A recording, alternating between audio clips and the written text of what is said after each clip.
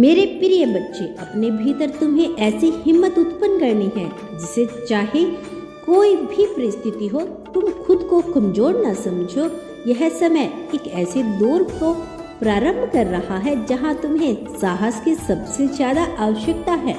मैं जानता हूँ मनुष्य अपने जीवन में बहुत सी ऐसी परिस्थितियों का सामना करता है जिसमें वह तरह तरह के अनुभवों को महसूस करता रहता है। तुम्हारे भी जीवन में ऐसी बहुत सी परिस्थितियाँ उत्पन्न हो रही है जहाँ तुम्हें कोई समझ नहीं पा रहा, ना तुम्हारा अपना साथी, ना तुम्हारे परिवार वाले, ना तुम्हारे मित्रगण, ना ही अपने और ना ही कोई अन्य। कई बार ऐसा लग रहा है जैसे जीवन निरर्थक और बेजल सा होता जा रहा है, लेकिन यह सत्यता नहीं है, यह संगरता नहीं है। जब जीवन को समय रूप में देखे बिना कुछ हिस्से में इसे देखते हो तो ऐसी बात मन में उठती रहती है। तुम्हारे मन में तरह तरह के भाव, तरह तरह की बातें उत्पन्न हो रही है। दुविधा से भर देने वाली यह बातें तुम्हें विचलित करती है। ऐसा लगता है जैसे जीवन किसी दिशा की तरफ बढ़ ही नहीं रहा है। एक उबाऊ बोझल मन की भांति धीरे धीरे यह चल रहा है। मेरे प्रिय बच्चे, समय अब तुम्हारे पक्ष में होगा, लेकिन उससे पहले तुम्हें यह जानना आवश्यक है कि तुम इस संसार में कुछ ऐसा करने के लिए जन्मे हो जिसमें तुम्हें उत्साह और साहस की अत्यधिक आवश्यकता है। तुम्हें समझना होगा कि तुम्हारा जीवन संग्रहशील और दुखी होने के लिए तुम्हें नहीं मिला है। यह जीवन तुम्हें इसलिए नहीं मिला कि तुम सदैव चिंताग्रस्त रहो, तुम सदैव यह सोचो कि तुम्हें हर हाल में तकलीफ ही पाओगे। मेरे प्रिय बच्चे, जब तुम खुद को तकलीफ से घिरा हुआ महसूस करोगे, जब लगे कि कुछ भी अच्छा नहीं हो रहा है, तो अपने मन में अपनी विचारधाराओं का बदलने का कार्य सर्वप्रथम करो। सर्वप्रथम अपने मन को याद दिलाओ कि यह जो परिस्थितियाँ तुम्हारे सामने अभी खड़ी हुई है, जो भी समस्या नहीं है, यह एक चुनौती मात्र है जिससे तुम्हें आगे निकलना है। ऐसी चुनौती जिसके तुम्हें पार जाना है। मेरे प्रिय बच्चे, अपने जीवन को बेहतर गति, बेहतर दिशा में देने के लिए तुम्हें कुछ फैसले लेने हैं। तुम्हें निर्णायक होना है और फिर चाहे प्रेम हो अथवा धन, तुम्हें सब कुछ हासिल होगा। फिर जीवन ऐसा नहीं रहेगा जैसा अभी है। तुम्हारे जीवन शैली में ऐसा परिवर्तन आएगा कि तुम पूरे उत्साह से भर जाओगे। किस बात का भय है तुम्हें? कौन ऐसा है जो तुम्हें विचलित कर सकता है? इस संसार में तुम्हें विचलित करने वाला कोई शख्स अभी पैदा ही नहीं हुआ। तुम्हें हराने वाला कोई मनुष्य इस धरती पर अभी जन्मा ही नहीं है। वो छुमे तुम्हें प्रगति पाने से रोक रहा है।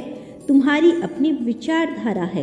तुम जब अपने मन के दास बन रहे हो तब यह दिक्कतें आ रही है।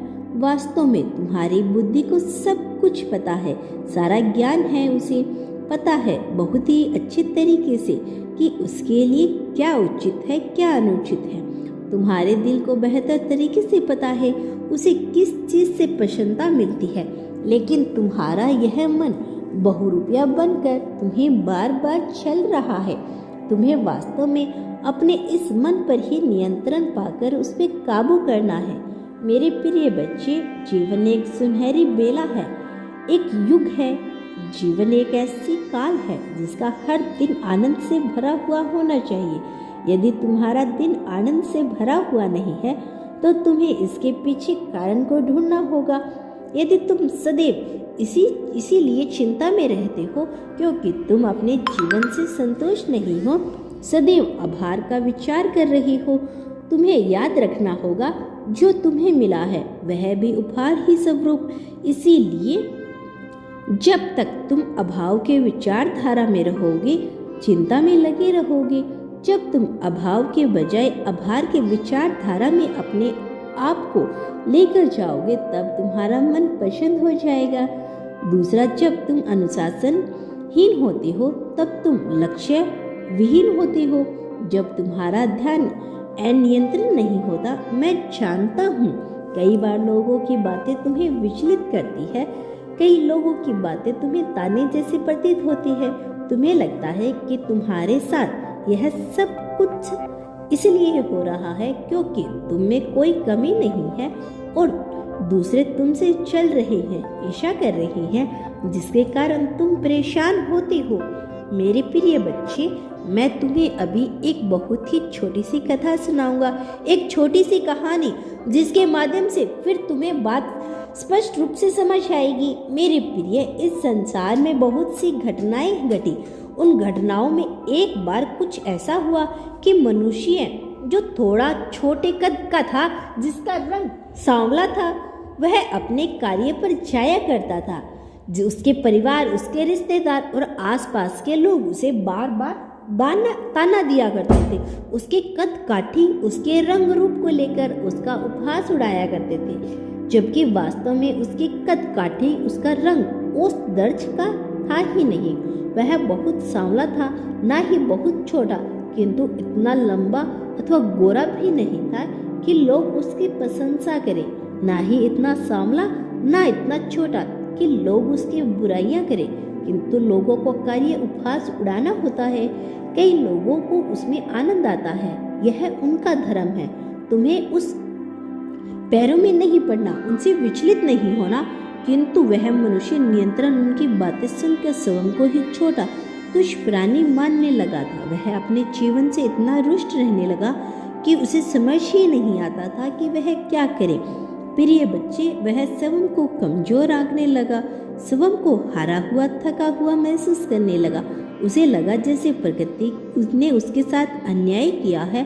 वह नहीं देख पा रहा था कि उसे क्या दिया गया है, किंतु वह केवल अभावों का विचार करके चिंतित होता था।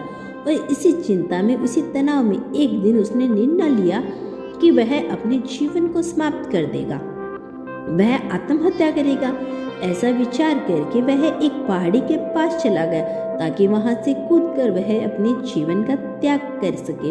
उस मूर्ख को यह ज्ञान नहीं था कि जो जीवन उसे नजर आ रहा है वास्तव में यह जीवन का अंश मात्र भी नहीं है।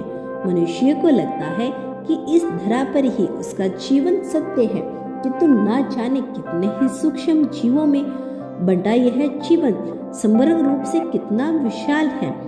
और इस धरती पर बीता हुआ यह जीवन नाम मात्र का नहीं है, किंतु मनुष्य का यही सर्वश्रेष्ठ प्रतीत होता है। मेरे प्रिय बच्चे, ऐसी मूर्खतापूर्वक विचार आने के बाद वह कूदने ही वाला था तो पास में बैठे किसी महेश ने उसे देख लिया। वह तपस्वी जिसने देखा उसने उसे बचाया और उसकी मृत्यु का कारण पूछा। वह क्यों आत्महत्या करना चाह रहा है, उसकी बारीकों से पूछा।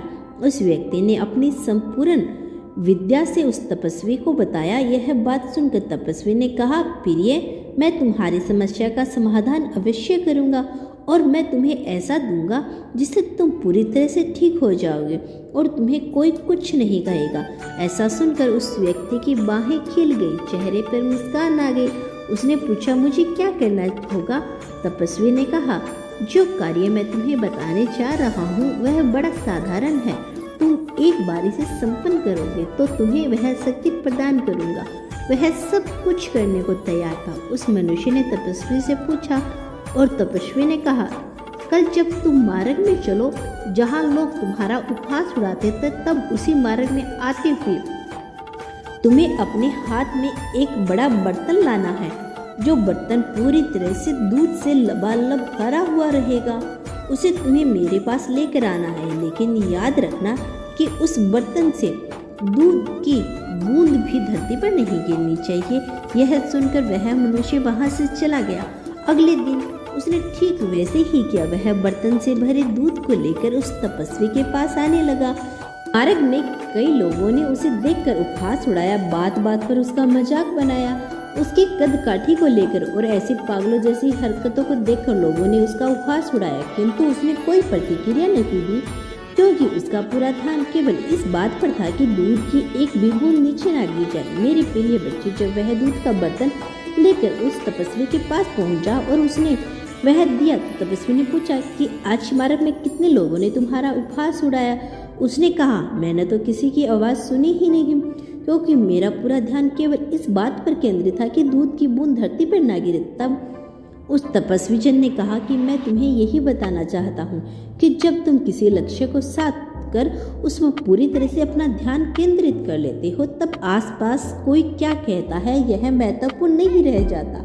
मेरे प्रिय बच्चे, तुम्हारे पास क्या नहीं है इसका विचार किए बिना यदि तुम केवल अपने एक लक्ष्य को साधक उस पर पूरा ध्यान केंद्रित करो तो तुम्हें किसी की बात सुनाई नहीं देगी, ना ही कोई चिंता होगी। वास्तव में इस संसार में जितने भी लोग महान कार्य किए हैं उन सब ने पहले अपना लक्ष्य निर्धारित किया था। उस लक्ष्य के निर्धारित के साथ ही जब तुम अपने जीवन को जोड़ोगे, जीवन जीते जाओगे तो तुम्हें प्रसन्नता का अनुभव होगा और यह खुशहाली तुम्हें किसी अन्य जगह पर नहीं मिलेगी। मेरे बच्चे, वास्तव में तुम्हारे लिए जीवन जीने का दौर प्रारंभ हो रहा है।